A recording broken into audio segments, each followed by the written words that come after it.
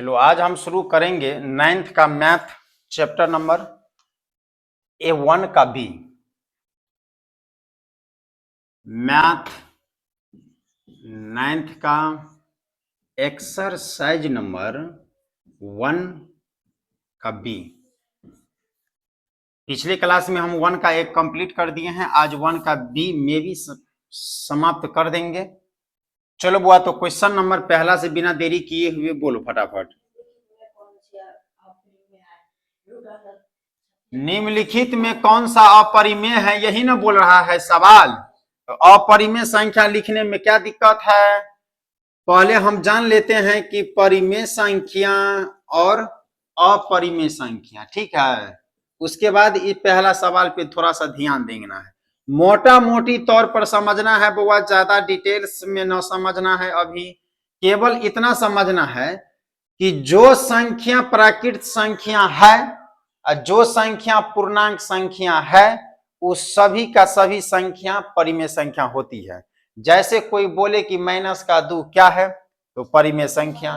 कोई बोले 4 क्या है, परिमेय संख्या। कोई बोले 0 क्या है, तो परिमेय संख्या है। इसके नीचे में अपना मन से 1 लगा देंगे ना, आया समझ में? क्या बोले तुमको, कोई भी पूर्ण संख्या या पूर्णांक संख्या सब क्या होगा? 0। सॉरी, परिमेय संख्या। जैसे पूर्णांक संख्या होता है, ये इधर होगा प्लस में, इधर होगा माइनस में, नहीं, ये सब क्या है? परिमेय संख्या। समझ में आ गया बात?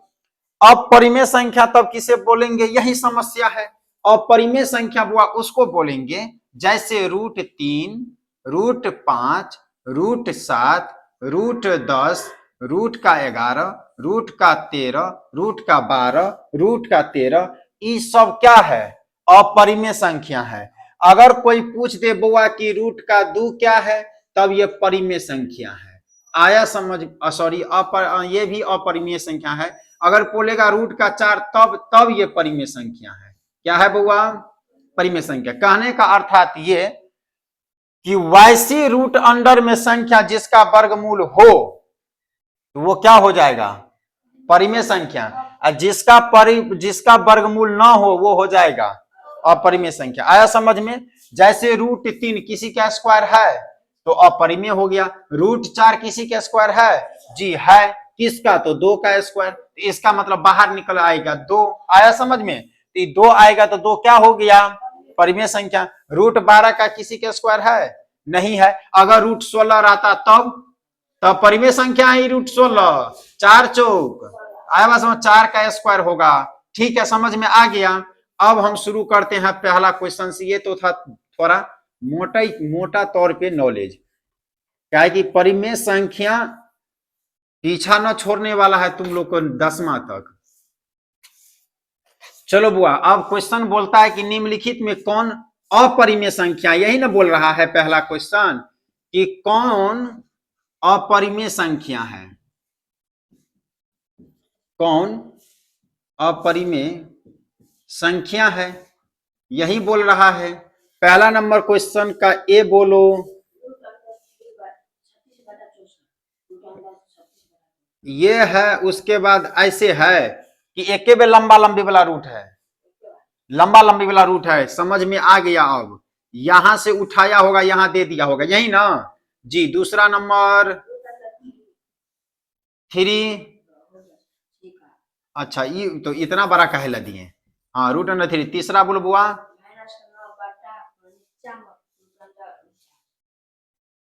-9। अच्छा, ऊपर में केवल -9 है, इसमें 49 है, तो रहने दो, क्या दिक्कत है। चौथा नंबर √9/81 में रूट नहीं है, कोई बात नहीं, रहने दो।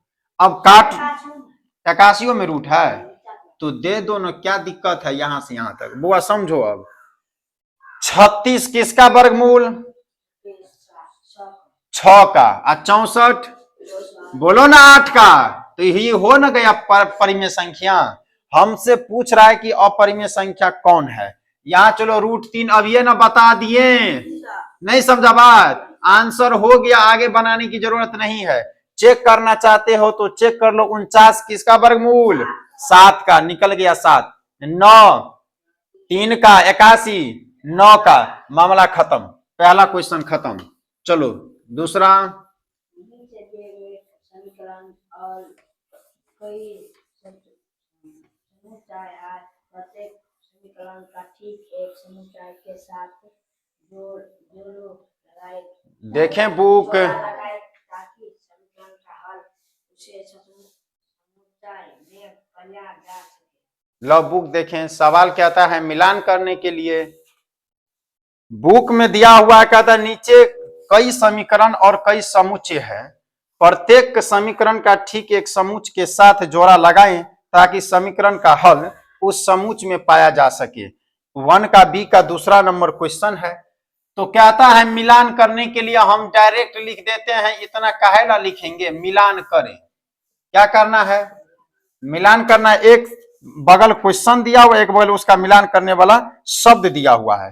पहला नंबर में बुआ क्वेश्चन है कि 3x माइनस का 9 इजकल टू 2 है ना। इसको अब हमें मिलान करना है रे बुआ, मिलान करना है। तो हम पहले बताए थे, न बताए थे, तो आज समझ लो कि चर और अचर ये दो शब्द में ज्यादा कंफ्यूजन न करना है।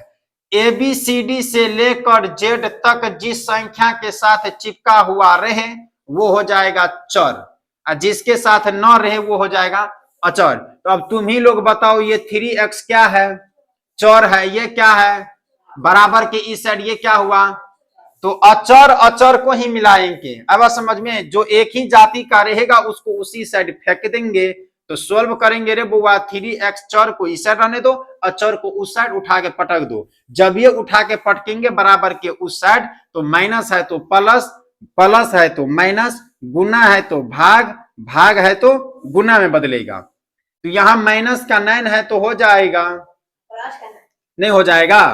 3x बराबर बुआ 11। अब हम x का वैल्यू निकालेंगे रे बउआ। 3x का मतलब हुआ कि 3 गुने x इजकल टू 3x। आया समझ में।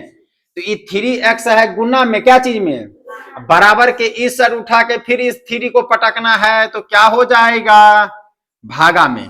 तो x का मान कितना निकल गया, बोलो ना 11/3। 11/3 ये है क्या चीज, बोलो ना, परिमेय संख्या नहीं है, परिमेय संख्या। जिसका नीचे में कुछ रहे तो वो क्या हो जाएगा, परिमेय संख्या। अब हमें पढ़ना है मिलान करने वाले में, मिलान करने वाले में तुमको सी नंबर में दिया हुआ है कि परिमेय संख्याओं का समुच्चय, यानी ये परिमेय संख्या है तो पहला का आंसर हो जाएगा सी मिलान करने वाले में ऐसे। ठीक है, आया समझ में। क्वेश्चन बनाना है तब समझ में आ जाएगा। इसमें दिया हुआ है सी नंबर में कि परिमेय संख्याओं का समुच्चय, ये कौन सी संख्या है, परिमेय संख्या नहीं आ गया, P बटा Q के रूप में है ना। तो जो संख्या P बटा Q के रूप में रहता है उसे ही तो हम परिमेय संख्या बोलते हैं। ठीक है, मिटा दूं इसको, आया समझ में। चलो दूसरा नंबर क्वेश्चन कहता है, फिर इसी में सोल्व करना है। दूसरा नंबर चर अचर समझ में आ गया, ज्यादा टेंशन न लेना है। ABCD से Z तक किसी भी संख्या में चिपका हुआ नजर आ जाए, आंख बंद करके बोल देना है कि वो संख्या चर संख्या है, नहीं है तो अचर है। दूसरा नंबर क्वेश्चन कहता है एक्स स्क्वायर, 2 नंबर में दूसरा का एक्स स्क्वायर माइनस का 1 इजकल टू 1।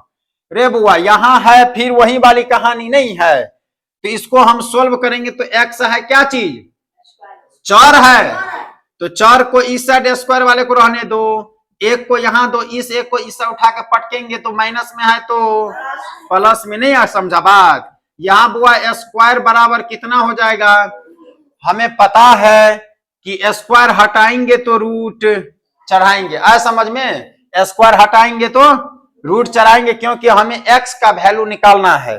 तो x का वैल्यू निकालने के लिए बुआ रे क्या हो जाएगा, यही आंसर हो गया √2। अब ये √2 क्या है, बोलो ना, अपरिमेय संख्या नहीं है। अब ये ना बताए हैं, टटके बताते हैं। तो इसमें देख लो तुम, इसमें दिया हुआ है डी नंबर अपरिमेय संख्याओं का समुच्चय। तो ये दूसरा का क्या हो जाएगा आंसर, डी। आया समझ में।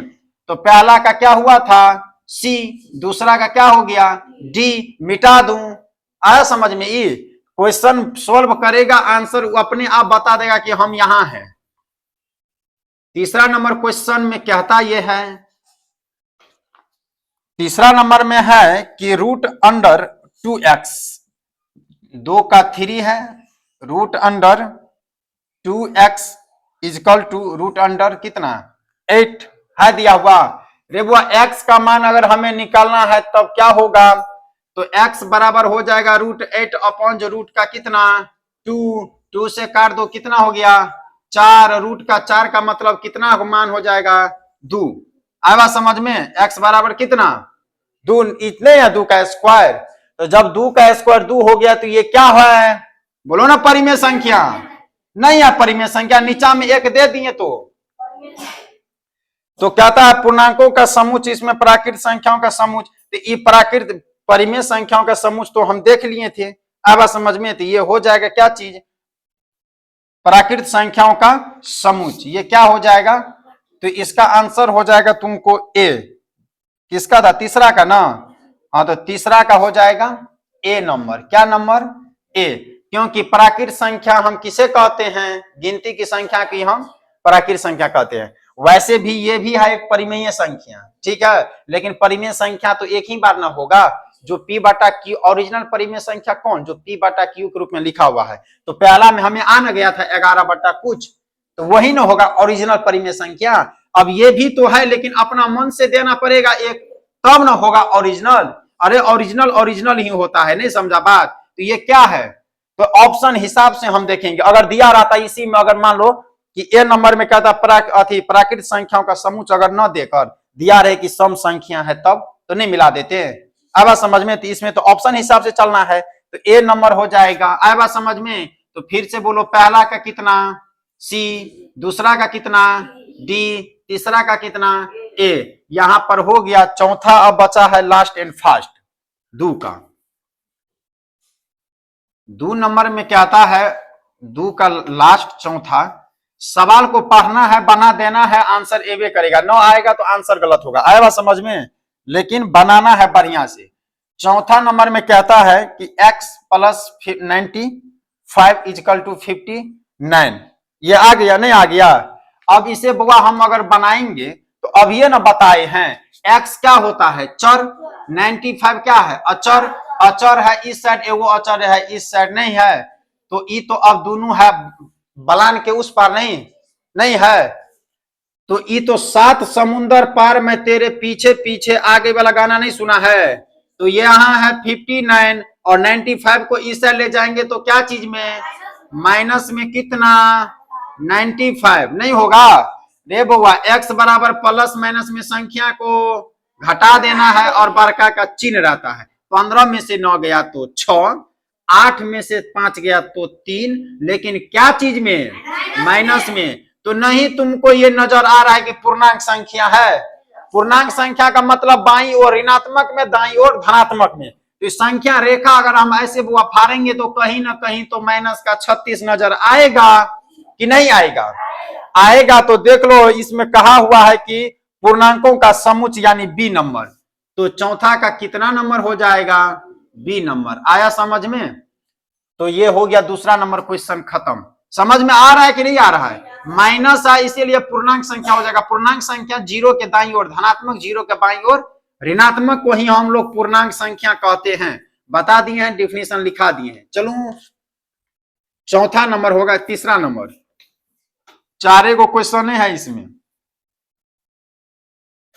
तीसरा नंबर क्वेश्चन कहता है बुआ कि निम्नलिखित का केवल उत्तर दे, पढ़ लेना है और इसमें कोई सोल्व करने की जरूरत नहीं है, केवल क्या करना है उत्तर देना है। तो लिखूं, उत्तर कहता है तीसरा का देने के लिए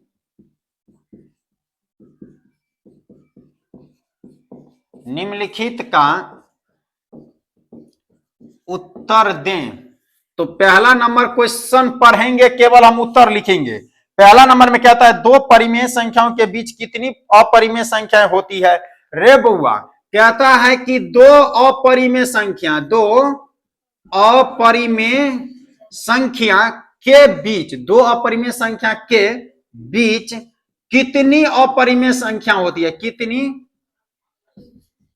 अपरिमेय संख्या होती है, संख्या होती है। इस प्रकार का क्वेश्चन आए, और एगो और बात सुन लो, ये तो पॉइंट देकर फिर लिख लो कि दो परिमेय संख्याओं के बीच दो परिमेय संख्याओं के बीच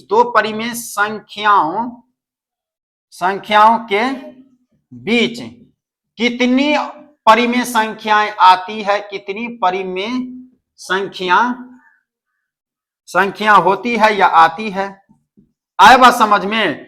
तो इन सब में अनगिनत आता है। किसी भी दो अपरिमेय संख्याओं के बीच अनलिमिटेड जितना मन होगा उतना अपरिमेय संख्या होगा। किसी भी दो परिमेय संख्याओं के बीच जितना मन उतना अपरिमेय संख्या होगा। कोई डाउट? तो इस सब में लिख देना। जैसे ही दोनों क्वेश्चन देखेंगे तो क्या लिख देना है बुआरे?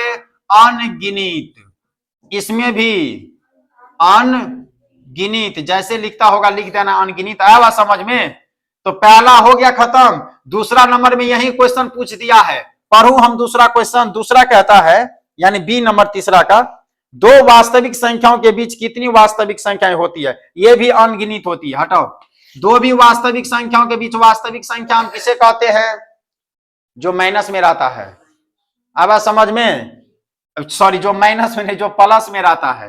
वास्तविक संख्या जो संख्या रेखा पर होती है वही सारा का सारा वास्तविक संख्या होती है, चाहे वो माइनस में हो चाहे वो प्लस में हो। तो इन दोनों के बीच कितनी होती है? तो अनगिनत। तो तीसरा बी का भी क्या हो जाएगा? अनगिनत। इसको मिटा दूं, नेक्स्ट क्वेश्चन पे चलूं। तीसरा नंबर में क्या था बुआ? सी नंबर में पढ़ लेना है, क्वेश्चन का जवाब दे देना है हाँ कि ना में। तीसरा नंबर में कहता है कि दो वास्तविक संख्याओं के बीच कितनी अपरिमेय संख्या है।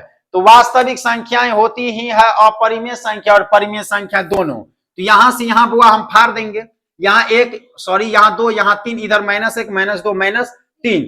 तो अब ये ना बताए हैं कि दो अपरिमेय संख्याओं के बीच अनगिनत अपरिमेय संख्या होगा। तो वास्तविक संख्या क्या है? यही तो रियल नंबर है। रियल नंबर के बीच क्या होगा? बहुत सारा अपरिमेय संख्याएं होगी। अब बात समझ में। अगर मान लो कि कोई बोलेगा √3 और √2 और √3 के बीच में, ये तो वास्तविक संख्या है। और इनके बीच में बोलेगा कितना अपरिमेय संख्या? तो बहुत सारा है, क्योंकि इसका मान होता है √2 का 1.141 ऐसे ही होता है डॉट डॉट, और √3 का भी मान होता है। तो ये भी मान क्या होता है? चलते रहता है। आया समझ में। तो अनलिमिटेड होता है। ये सब डायरेक्ट याद रखने की चीज है, प्रूव करने की नहीं। आया बात समझ में। चलो सी नंबर हो गया। डी नंबर में बहुत लंबा है, एफ तक है। डी नंबर में कहता है परिमेय संख्याओं के समुच्च और अपरिमेय संख्याओं के समुच्च में कितनी उभनिष्ठ होती है। तो इसमें बुआ एक भी उभनिष्ठ, उभनिष्ठ का मतलब होता है कि दोनों में हो। उभनिष्ठ मतलब दोनों में हो। तो कहता है कि परिमेय संख्याओं का समुच्च। तो परिमेय संख्या में पता है ना कि माइनस का 1 भी परिमेय संख्या है, माइनस का 5 भी, 2 भी है, 3 भी है, 4 भी है, 5 भी है, 6 भी, 7 भी, 8 भी, जो भी तुम लिखो सब का सब परिमेय संख्या है, नहीं है। फिर क्या था? और अपरिमेय संख्याओं के समुच्च। तो अपरिमेय संख्या कौन होता है? बोलो ना √2, √3, √5 नहीं, √6, √7, √8, √10, 9 नहीं होगा, 3 आ गया, रूट के बाद 11। इन दोनों में कोई मैच कर रहा है? एको गो दिखा दो तुम। इसमें तो भाई साहब सब न परिमेय संख्या है, इसमें सब अपरिमेय संख्या है। ये परिमेय संख्या और ये उभनिष्ठ का मतलब ये होता है कि दोनों में होना चाहिए तब होगा वो। हाँ, इन दोनों में है, एको को मेल कर रहा है। इसमें ऊपर वाला भीने बाता है, नीचे वाला भीने बाता है, नहीं, सब अलग अलग जा रहा है। तो ये क्या हो जाएगा? इसमें क्या हो जाएगा? एक भी नहीं, एक भी नहीं। आया समझ में कैसे बनाएं? फिर से क्वेश्चन सुनो। कहता है कि परिमेय संख्याएं का समुच्च, समुच्च का मतलब जो संख्या होती है वो सारे का सारे, और अपरिमेय संख्याओं के समुच्च में कितनी संख्या उभनिष्ठ है। उभनिष्ठ का मतलब कौन सी संख्या मिलता जुलता है। तो एको को मिल रहा है, इसमें नहीं ना मिल रहा है। तो ये क्या हो जाएगा? एक भी नहीं। इसका आंसर हो जाएगा एक भी नहीं। अब ई नंबर में देखो रे बउआ, ई नंबर में अब ये बताए हैं, ई नंबर में कहता है परिमेय संख्याओं का समुच्च और अपरिमेय संख्याओं के समुच्च के सम्मिलन को कौन सा समुच्च कहा जाता है। रे बुआ, अगर हम बोलेंगे कि वास्तविक संख्या, वास्तविक संख्या, तो वास्तविक संख्या बुआ परिमेय संख्या भी होती है और अपरिमेय संख्या भी होती है, दोनों तो होती है वास्तविक ही संख्या। क्या √3 वास्तविक संख्या नहीं है? जी है। रूट का अगर हम बोलेंगे 10 तो क्या ये वास्तविक संख्या नहीं है? है। तो वास्तविक संख्या हम उसे कहते हैं कि परिमेय संख्या के समुच्चय को और अपरिमेय संख्या के समुच्चय को दोनों को मिलान करने वाली रेखा ही क्या होती है? वास्तविक संख्या होती है। तो ई नंबर का हो जाएगा, कहता है परिमेय संख्या के समुच्चय और अपरिमेय संख्या के समुच्चय को सम्मिलन को ही कौन सा समुच्चय कहा जाता है? तो वास्तविक संख्या कहा जाता है। वास्तविक संख्या ऐसे संख्या रेखा पर दर्शाएंगे और यही सारा का सारा क्या हो जाएगा? मिलान कर देगा अपरिमेय और परिमेय को। नेक्स्ट ई नंबर हो गया। एफ नंबर कहता है क्या प्रत्येक अपरिमेय संख्या के संगत रेखा पर एक बिंदु होता है? तो प्रत्येक अपरिमेय संख्या को क्या होती है कि संगत रेखा। तेरे बुआ अभी हम बताए थे उस वाले बैच में, नहीं तो एक अलग से वीडियो बनाकर हम अपलोड किए थे कि संख्या रेखा ये होती है। यहां होगा 1, यहां 2, यहां 3, यहां 4, यहां 5, -1, -2, -3, -4, -5 होगा। प्रत्येक अपरिमेय संख्या को हम संख्या रेखा पर दर्शा सकते हैं।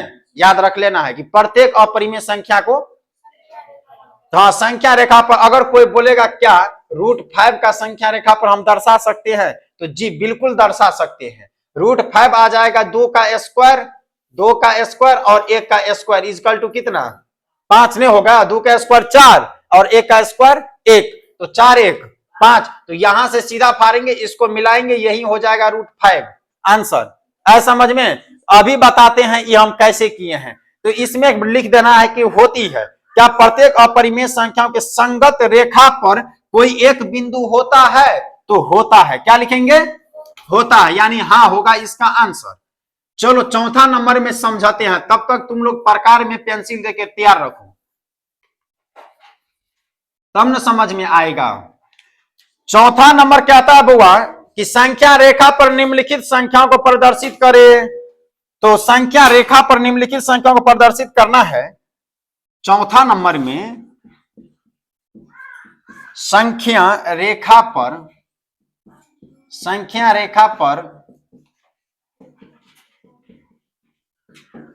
निम्नलिखित संख्याओं को प्रदर्शित करें।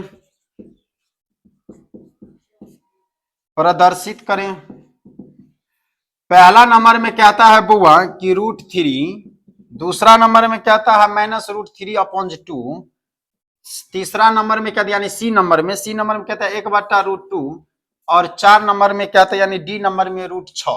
इन्हीं का निकालना है वर्गमूल। आवा समझ में? डी का निकालना है √6। चलो अब किताब रख देते हैं। चलो बुआ समझो, यहां पर कहता यह है कि √3 अगर हम संख्या अभी बताए हैं कि चाहे अपरिमेय संख्या और कोई किसी भी अपरिमेय संख्याओं का संख्या रेखा पर एक बिंदु होती है। आए समझ में?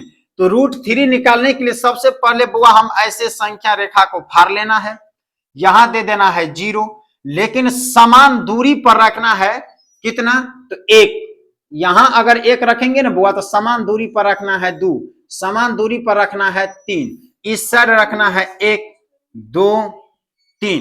अरे ध्यान दो, उसको छोड़ो, अब नहीं आएगा, हाथे से छाप लेंगे। यहां ध्यान दो, यहां 0 दिए तो दाईं ओर क्या चीज में? प्लस में बाईं ओर। √3 का अगर बुआ हमें स्क्वायर मतलब संख्या रेखा पर दर्शाना है तो नहीं तुमको ये लग रहा है कि 1 का स्क्वायर 1 और 2 का स्क्वायर 4, यानी 1 और 2 के बीच में होगा √3 का मान।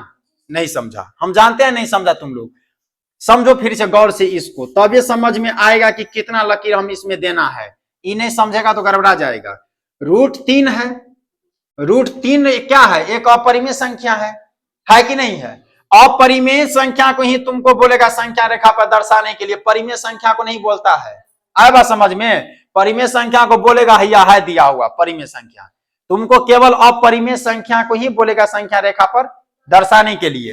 तो समझो कहीं ना कहीं √3 जो है, तो √3 के आसपास हम पहुंचने की कोशिश करेंगे। जैसे 1 का स्क्वायर पहले शुरू कहां से होता है? 1 से, तो 1 का स्क्वायर कितना?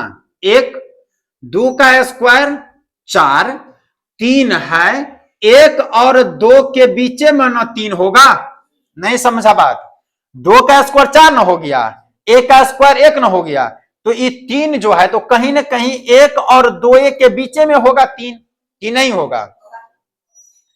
तो 1 और 2 के बीच में बउआ 3 होगा ना, तो इसीलिए हम 1 से लेकर केवल 2 ही तक लाइन फाड़ेंगे, तीसरा लाइन की जरूरत है ही नहीं।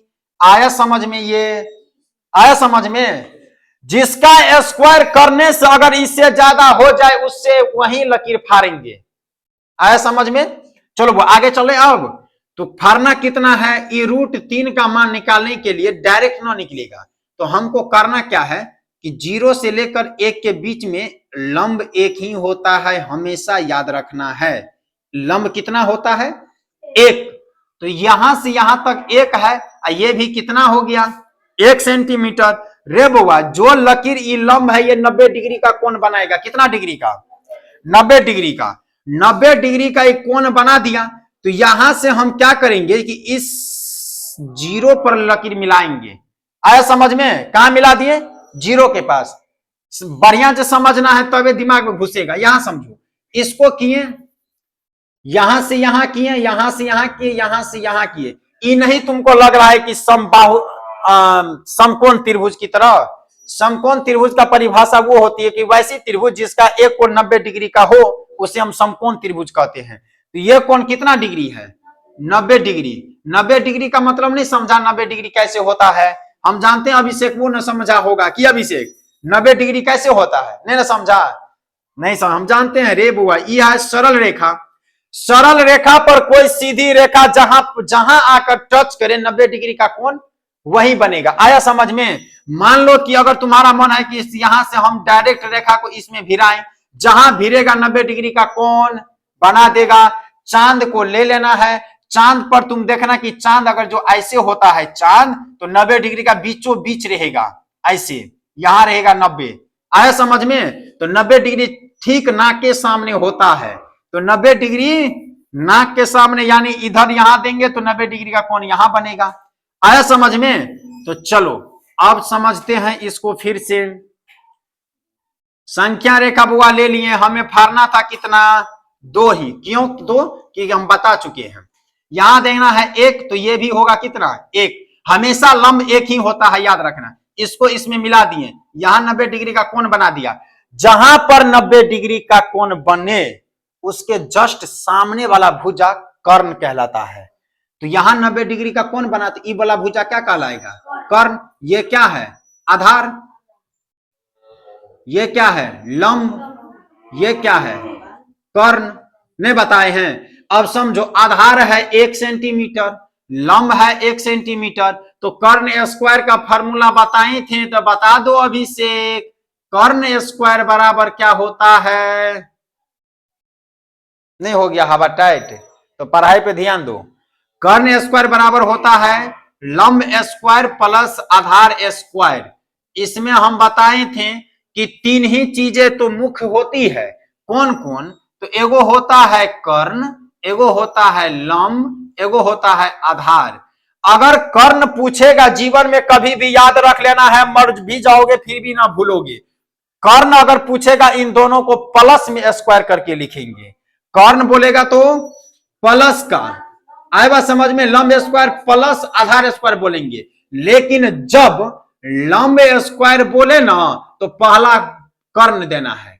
तो लंब स्क्वायर का मतलब कर्ण स्क्वायर, माइनस लंब पूछा कर्ण हो गया, बचा क्या, आधार, तो हो जाएगा आधार स्क्वायर। अगर आधार स्क्वायर पूछ दिया तो पहले होगा कौन, कर्ण स्क्वायर। आधार कर्ण हो गया, बचा कौन, लंब ही ना, माइनस का लंब स्क्वायर। यही फॉर्मूला होता है। तीने गो तो चीजें होती है, जब 2 गो चीज हम लिख दिए तो बचेगा जो वहीं लेंगे। कर्ण स्क्वायर बराबर लंब स्क्वायर प्लस का आधार स्क्वायर। मिटा दूं इसको, सवाल थोड़ा गौर से समझना है रे बुआई। ये हो जाएगा कर्ण स्क्वायर बराबर कितना, लंब कितना है, जब बोता सब ध्यान न देता है, लंब है 1 तो 1 का स्क्वायर, आधार कितना है 1 तो 1 का स्क्वायर। कर्ण स्क्वायर अभी तुरंत पूछेंगे, तो कर्ण स्क्वायर बराबर कितना होगा, 1 प्लस 1, क्योंकि 1 का स्क्वायर 1 ही होगा और 1 का स्क्वायर 1 ही होगा। तो कर्ण स्क्वायर बराबर कितना हो जाएगा, 2। नहीं हो जाएगा, नहीं होगा 2, स्क्वायर हटाएंगे तो रूट, कर्ण बराबर अब होगा बुआ √2, क्या हो जाएगा, तो यहां कितना हो जाएगा, √2। आया समझ में, √2 कैसे लिख दिए। चलो आगे इसको मिटा दूं, इसको केवल रहने देते हैं। सॉरी, यहां याद रखना है, ये √2 निकल गया, हमें निकालना क्या है, √3 नहीं निकालना है। अब देखो रे बुआ, √2 पर क्या करेंगे, फिर चांद लगा देंगे। चांद लाओ, दिखा देते हैं कैसे सेट करना है, दिखा रहा है कि नहीं 90 डिग्री इसमें। देखो रे बुआ, ये वाला कोण है ना, ये वाला कोण, ये वाला और ये वाला, इसी पर चांद को फिट करेंगे ऐसे। ये 90 डिग्री यहां है, इसको ऐसे रखना है, ऐसे, ये पूरा पूरी इस पर होना चाहिए, ऐसे हुआ। 90 डिग्री का कोण देख लो कहां होता है, 90 डिग्री यहां होता है, नहीं समझा बात, 90 डिग्री हो ना गया। अब इस चांद को हटा दो, ये हटेगा कैसे,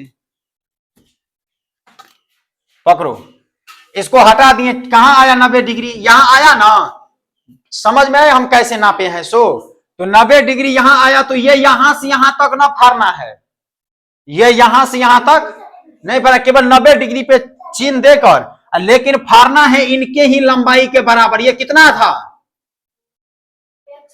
1 सेंटीमीटर, तो ये भी कितना होगा, 1 सेंटीमीटर 90 डिग्री के कोण पर। तो अब ये ना बताए हैं कि ये कितना डिग्री हो गया, 90 डिग्री।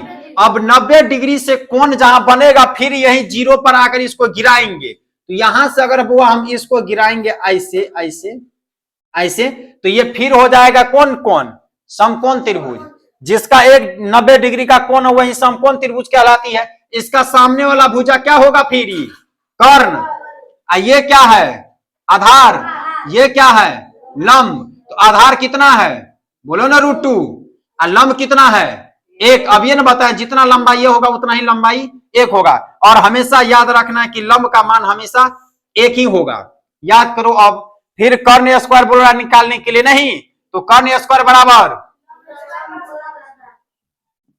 लंब स्क्वायर प्लस का आधार स्क्वायर। लंब कितना है, बोलो ना 1 का स्क्वायर, आधार कितना है, √2 का स्क्वायर। नहीं समझा बात, जिस संख्या रेखा पर लंब गिरे वही आधार कहलाती है। इस पर गिरा तो ये क्या हो जाएगा, आधार, और आधार कितना है, √2। अब समझो यहां 1 का स्क्वायर कितना, 1, प्लस हमें पता है कि √2 है ना, ये √2, और अगर स्क्वायर रहता है तो स्क्वायर से ये रूट क्या होती है, कट जाती है। अब समझ में, तो कितना आ जाएगा, 2। तो कर्ण स्क्वायर बराबर कितना, 3। तो कर्ण बराबर कितना हो जाएगा, √3। ये कितना हो गया।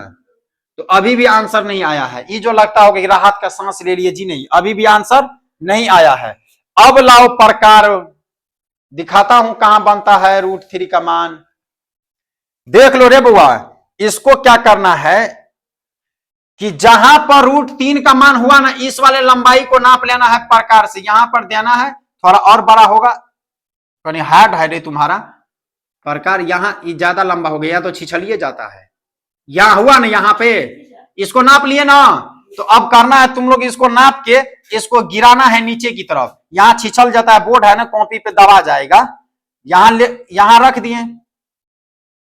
अब इसको क्या करना, ऐसे गिराना है, ऐसे, तो यहां गिरेगा, पकड़ो इसको, पकड़ो तो हम वैसे ही नाप कर गिरा देते, ठीक है। देखो यहां से अगर हम इसको नापेंगे बुआ, यहां तक प्रकार से नापना, यहां तक हुआ ना। अब इसको डरी नहीं फाड़ना, ऐसे डॉट डॉट डॉट डॉट ऐसे करके मिलाना है, जहां पर मिलेगा वहीं √3 का मान यही हो जाएगा आंसर। आया समझ में, समझा कैसे बना दिए, ये नहीं समझा, ये समझाते हैं तब तो समझ में आएगा, है थोड़ा सा कठिन, तो बनाना होगा तभी दिमाग में घुसेगा। माइनस का √3/2 है ना, तो इसका मान निकालो फिर, बटा में कितना है 2, तो √3 का मान निकालेंगे, इसी को 2 भागों में क्या करेंगे, बांट देना है। तो लिखना है, इस बार उस एक बार बनाए थे प्लस में ना, तो गलत कर दिए हम, इसे मिटाकर इसी में मामला फिट कर देते हैं। चलो कोई बात नहीं, यहां दे देते हैं बुआ 0। तो हमें अभी भी पता है कि √3 का मान 1 और 2 के बीच में ही होगा, नहीं तो यहां दे दो बुआ 1, यहां दे दो 2, तो प्लस में लिखने की जरूरत ही नहीं है, क्योंकि कहता है माइनस में निकालने के लिए। तो माइनस का 1 माइनस का 2। अब √3 का मान पहले हम बता दिए हैं कि यहां पर होगा, नहीं होगा यहां से, और इसको क्या करेंगे, इसमें मिला देंगे। यहां 90 डिग्री का कोण बनेगा, तो ये हो जाएगा लंब, यहां है आधार, ये होगा कर्ण। तो कर्ण कितना निकल गया था, √2। नहीं निकला, नहीं निकला √2 निकला कि निकल गया, गलती ना निकाल दिया, माइनस का ना होता। आज समझ में, तो माइनस का क्या हो जाएगा √2। अब क्या करेंगे, √2 निकालने के लिए अब यहां से क्या करना है हमें कि फिर √3 निकालना है। तो इस पर 90 डिग्री का कोण किधर बनेगा, बोलो ना, इधर बनेगा, नहीं बनेगा इधर 90 डिग्री का कोण। लो चांद, तुम लोग को लगता होगा कि कैसे बन गया उधर, ये चांद है, कहीं उसको ठीक से लोग कपार में गाथा जाएगा। देख लो 90 डिग्री का कोण बनाना है ना बुआ, तो अब जिस संख्या पर √2 है उसी पर यह वाला लंबाई घुसाना है। यहां देख लो, ऐसे सीधा करने दो यहां, लेकिन ये 90 डिग्री जहां, इसको इस पर देना है, हो ना गया 90 डिग्री। देख लो कहां बना, यहां बना, नहीं बना। अब इसको हटा देते हैं, चलो इसको हटा दिए।